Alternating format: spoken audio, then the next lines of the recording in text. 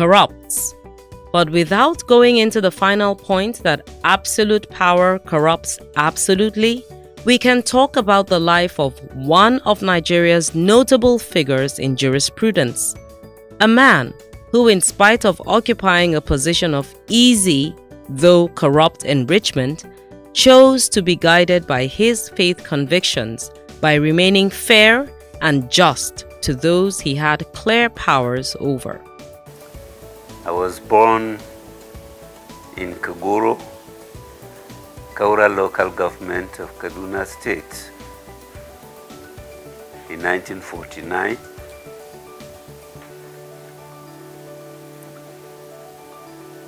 The exact date and time is not recorded.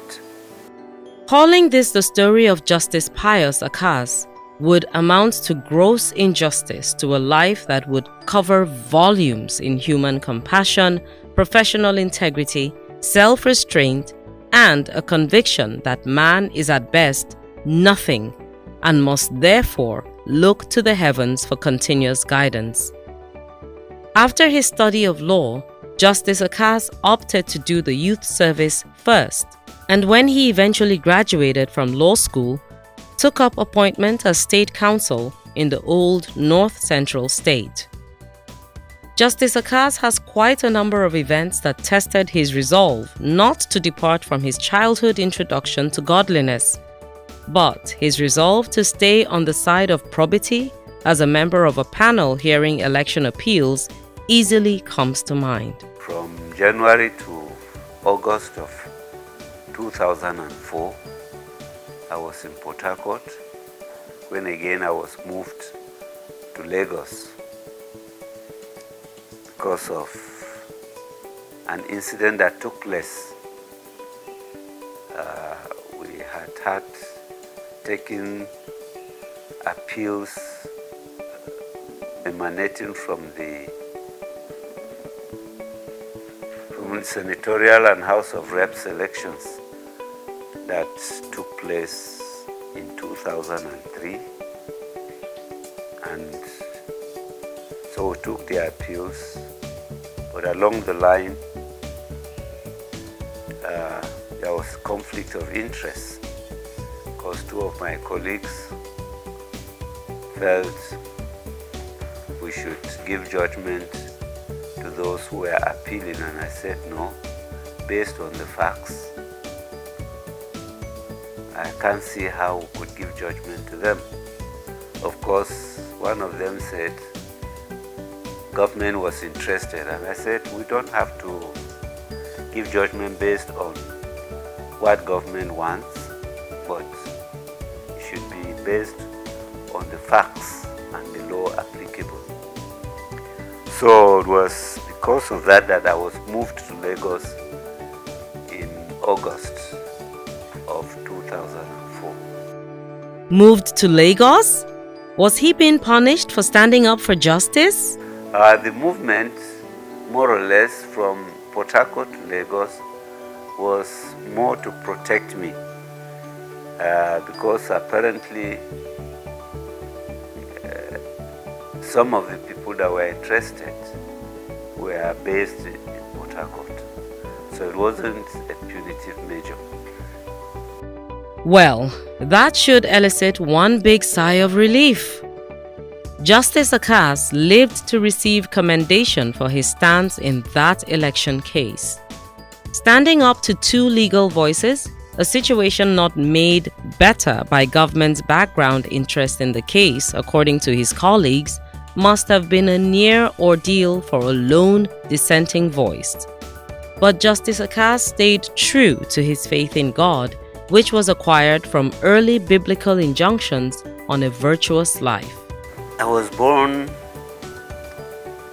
into the Catholic Church, let me put it that way, because my uncle, although he never got baptized because he had two wives, were the people that brought Catholicism to Kaguru. Hitherto, all those that were going to Sunday churches had to trek from Kaguru to Kafanchan. which is a distance of about 7 miles. But they brought the Catholicism to Kaguru in 1949. They trekked 7 miles. Yes, to church. To church, of course. Yes. So I was born into Catholicism because I never went to any other church. Although the SIM now, EQUA, they were the first to come to Kaguru in 1927.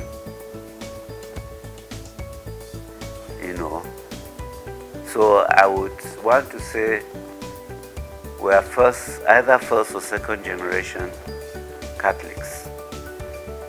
Equa or Catholic, Justice Akaahs received the grace of having God implanted in him, so to speak, early in life.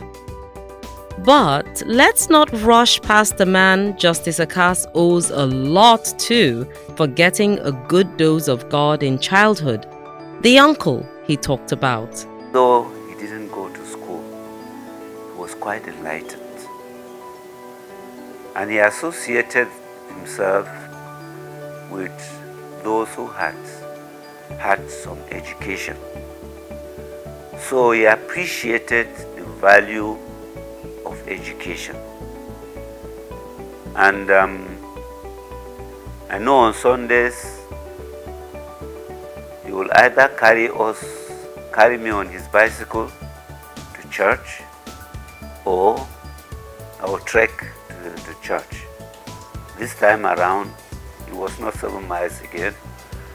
It was maybe a mile or so. The other one in the south was at Ibadan. Utterly intrigued by the man's sheer boldness on the bench, we dug up another instance of Justice Akaahs siding in with probity. In the twilight of my career, I'm sure you would have either heard or read about the Osun governorship. And 2 of us gave dissenting judgments.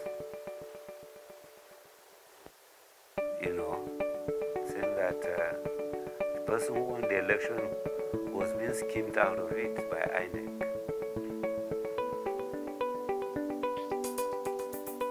Why do I say this? There is this constitutional provision that says where a candidate wins 1/4 of the votes cast in 2/3 of the local governments constituting that state and has the highest number of votes, INEC has no option but to declare him the winner.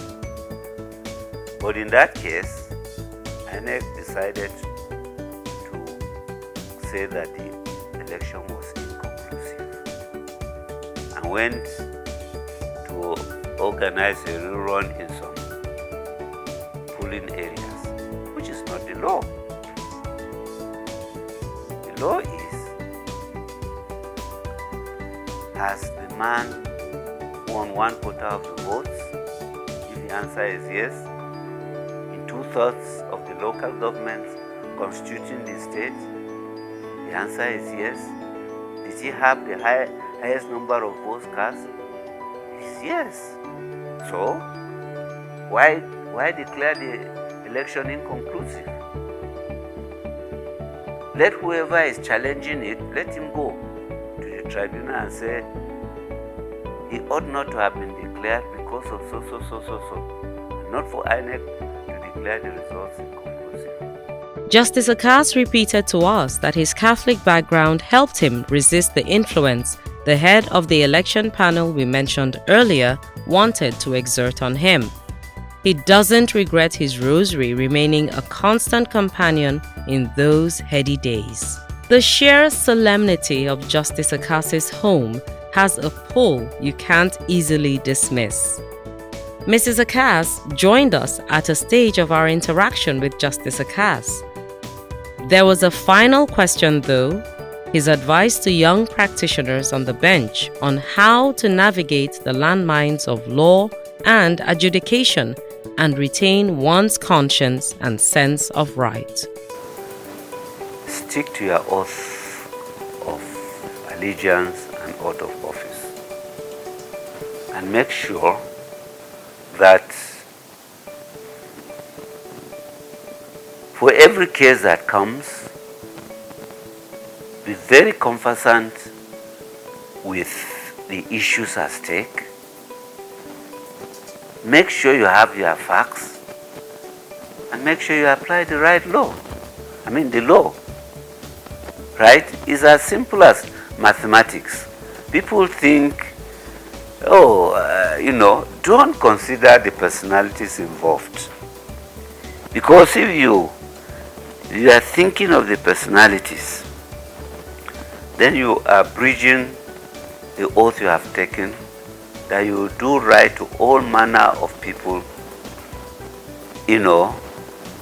without fear of favor, affection, or ill will. Asked about the character of Justice Pius Akaahs, Justice Luka Abba sent words that celebrated the life of a man of conscience.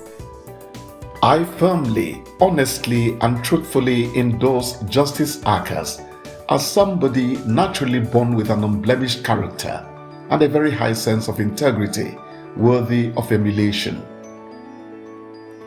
He is an embodiment of truth, humility, intelligence, and full of inbuilt mechanism of modeling and remodeling both individuals and the society at large.